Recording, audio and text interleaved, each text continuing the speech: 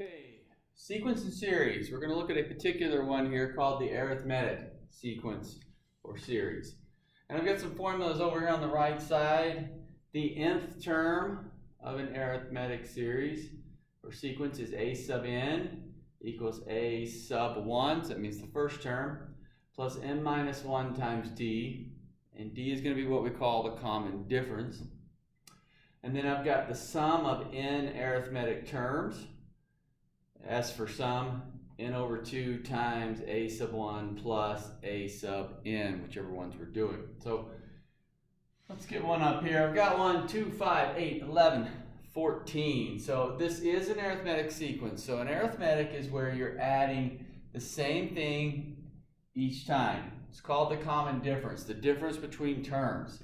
5 minus 2 is 3, 8 minus 5 is 3, 11 minus 8 is 3, 14 minus 11 is 3, and so basically I'm adding 3 every single time. So in this case, D would be 3. My piece is there. So we're going to find some specific terms and look at a few different things here with this sequence, and then we'll change to a different sequence.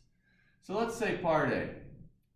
Find a sub 25. We want the 25th term. Well, the nice thing about an arithmetic, since the same thing happens every single time, I can use my formulas to get that 25th term. Because I don't want to have to write out the first 24 terms to figure out the 25th. So I'm using my top formula there, a sub n. So that would be a sub 25 is what I'm looking for.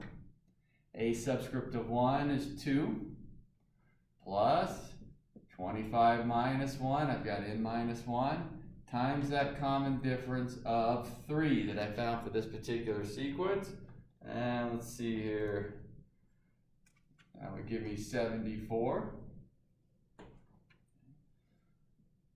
Let's say find a subscript. We'll go something larger. How about the 70th term? So I want a sub 70 now. Still the first term. A sub 1's 2. First term I was given, plus 70 minus 1, because I wanted the 70th term, times 3, which would give me 209. So my 25th term, my 70th term. I could even go through and say find a sub n. In other words, I want the nth term. I want the generic formula a sub n. Well, a sub n, still following my formula up there. A1's 2 plus n's n minus 1. Common difference is 3. And if I distribute that 3, I would have 3n minus 3 plus 2 is minus 1. There's my generic formula. Okay. So I can find that a formula for a sub n, or I can find a specific value, whatever I'm asked for using that nth term. Let's look at the sum. Let's say I want, let's say part D here. Find sum of first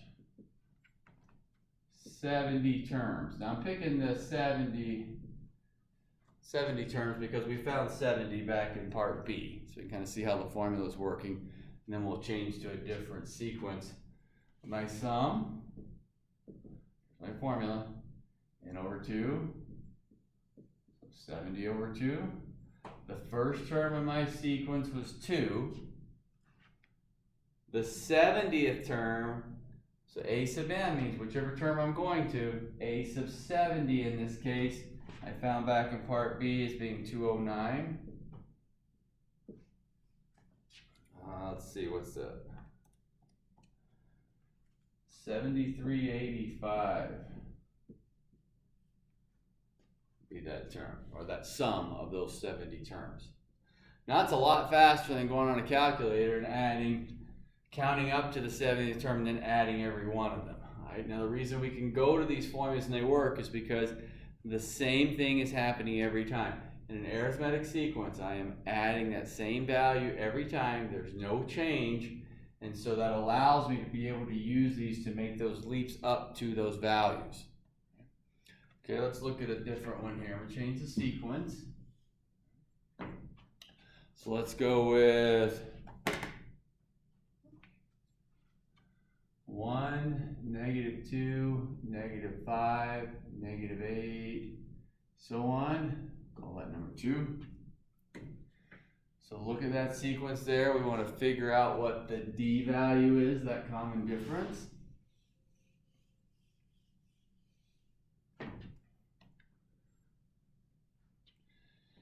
And in this case, D would be -3.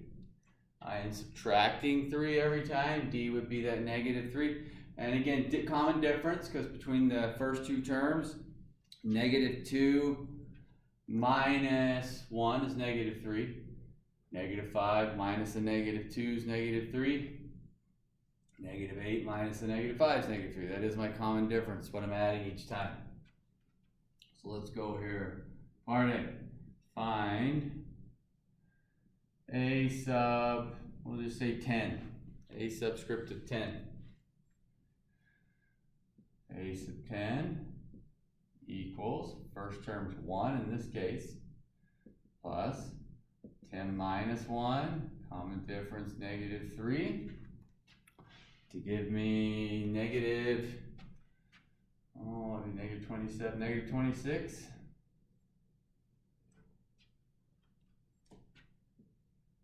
Let's go with find A sub, I don't know, we'll go 20. A subscript of 20 be 1 plus 20 minus 1 times that -3.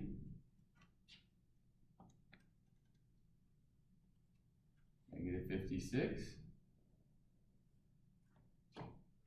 We can even find the nth term. Let's get my formula. So A sub n, 1 plus n minus 1 times that -3. So if I distribute and combine, I'll get -3n plus 4. There's my nth term. And then let's look at a sum one here with this one, and we'll change it up a little bit. Let's go part D. Find sum of first, we'll just say 10 terms. Since I found the 10th one back in part A, so we'll go to the sum of the first 10 terms. So we're going to have S equals 10 over 2. A sub 1's 1. Plus, the 10th term was -26.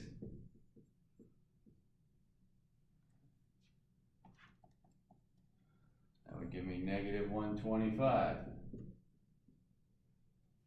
Piece there. So we need that D value. We need to know what's going on. I'm using that for my nth term formula. And down that sum formula. So let's look at a couple of variations using these two formulas. First off, without giving a complete list of values, let's say something like this. Find the sum of integers 1 to 50. 1 to 50. Now this is arithmetic because it's 1, 2, 3, 4, 5, 6. We're adding 1 each time. So since it's arithmetic, I can go right to my formula. Let's rewrite it right here. So I have 50 terms. Since I'm summing up 1 to 50, I know the first one's 1, and I know the 50th one is 50. So that would give me, see, 51 times 25 is 1275 for that sum. Okay. I had everything that I needed. Now let's get a different look on the sum. Let's go, sum is n goes from 5 to 100 of 7n. Now, when we first looked at summation notation, this meant we're going to find the 5th one, the 6th one, the 7th one, the 8th one, all the way up to the 100th one, and then add them up. That's a lot of numbers. Okay? This is arithmetic. And since it's arithmetic, I can actually use my summation formula. I know it's arithmetic because it's a multiplier, 7 times n. It's not n to the 7th power.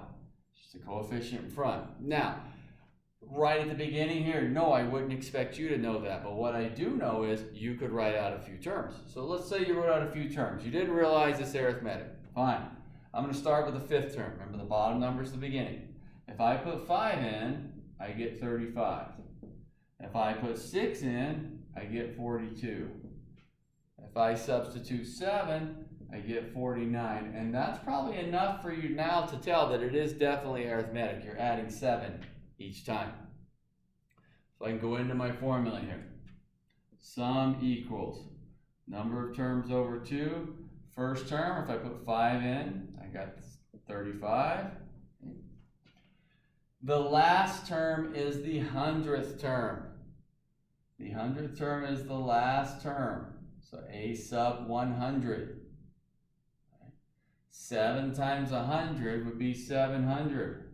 So if I kept putting 5, 6, 7, 8, 9, 10, eventually the last number I'm substituting is the 100. That would give me a value of 700. That is the last value. Now the question comes in. How many terms am I summing? I am not summing 100 terms. I am summing 96 terms. 100 minus 4 gives me 96. And the reason I'm saying 4 is because I want that 5th one. Some students, when you start getting these larger ones, find it easier to think of it. I don't know why I used to do this, but I definitely did when I was a student. I always said, well, 100 minus 5 is 95. Add the 1 back because I need the 5th, 96. I'd subtract and add 1. Okay? It kind of makes sense in my head. I don't know if it's the most simplistic way to do it all the time, though. But I need that 5th term, so I don't want to subtract that guy out. So I have 96 of them total. This would give me a total of 35,280. That's summation. Let's look at another one like that. So this is our summation form. We like it when it's arithmetic. Let's go find sum. Let's go 2n minus 1 from n equals 9 to 40. This is another one that will be arithmetic. Again, I don't expect you to recognize right off the bat it's arithmetic, but you could substitute a 9, then a 10, then an 11, and you could tell it's going to be arithmetic. So if I did a 9, that's 17, 10 is 19, 11 is 21. I think that's enough to tell it's going to be arithmetic. I'm adding 2 each time. Okay? You do enough of these, you start recognizing that when you see this coefficient there, that's going to be an arithmetic, but it only takes a few seconds to write out the first few terms and you can tell then. So I work my sum. First term I wrote down 17, so if I put 9 in, that gives me 17. First term in the sequence, doesn't always mean you're putting 1 in. First term of the sequence in this case, I'm substituting a 9. I have a generic formula. First term of my sequence here is actually the 9th term. The last term of my sequence is the 40th term. So 2 times 40 is 80 minus 1, 79. And then the number of terms that I am summing up, I'm going from the 9th to the 40th, which would actually be 32 terms, because I want to keep that 9th.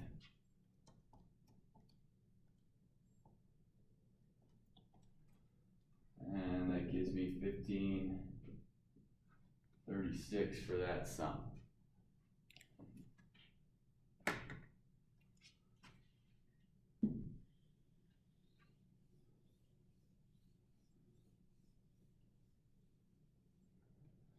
Stick with sums here for a second. Let's go with,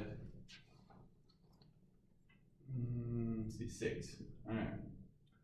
Find the sum of first 30 terms for, we'll go 2, 6, 10, 14 on down the line. So this will be an arithmetic sequence. I'm adding 4 each time. 2 plus 4 is 6. 6 plus 4 is 10. 10 plus 4 is 14. Then I've had 18, 22, 26, so on and so forth. And I want the sum of the first 30 terms. So sum. I know it's 30 over 2. And then in comes the first term's 2. And now I need the 30th. So this is one that gets to be pretty common on assessments, especially like a final exam or something, because it's going to force you to use both formulas, not just one of them. Okay, so I'm trying to do my sum. I know how many terms. I know what the first one is. I don't know what the 30th one is. So I need a sub 30. So I'm going to have to go back into my term formula. A sub 30 is a sub 1, 2. Again, I still have it up on the right there. Plus 30 minus 1 times that common difference of 4. So in this case, grab my calculator, my 30th term would be, helps if I press the right keys, 118. So 118 is that 30th term that I needed there. Now I can finish out. My full sum is 1800 would be that sum of the first 30 terms. Let me give you another different kind of look here. Okay, the problem I've got up on the board, given a sub 9, 9th term is -5, the 15th term is 31. Find the first term and the common difference for the arithmetic sequence. So I am told it's arithmetic. And I knew that because I'm asked for the common difference anyway. So the nice thing is that means the same thing's happening every single time. When we're asked about something in this situation, I think it's easier to find the common difference first. Because I know I'm going from a value of -5 to 31, and I'm doing that from the 9th term to the 15th. Now remember, it's arithmetic. So since it's arithmetic, to get there, I'm not adding a 1, then a 5, then a 3, then a -2, then a 4. It is adding the same value every single time. From -5 to 31, I'm adding that same value every time between the terms. Given that, think of it as kind of like your old slope formula. If I find the difference between 31 and -5. So in other words, I am spanning 36 units. From -5 to 31, I'm spanning 36 units.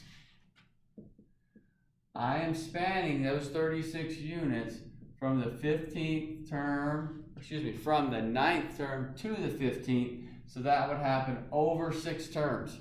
So in 6 terms time, I've moved 36 units.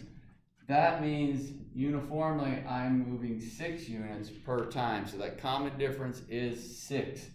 Remember, it's the same value that's being added every time for that arithmetic. I'm not adding a 5, then a 7, then another 5, then another 7, and averaging to 6. It is the same value.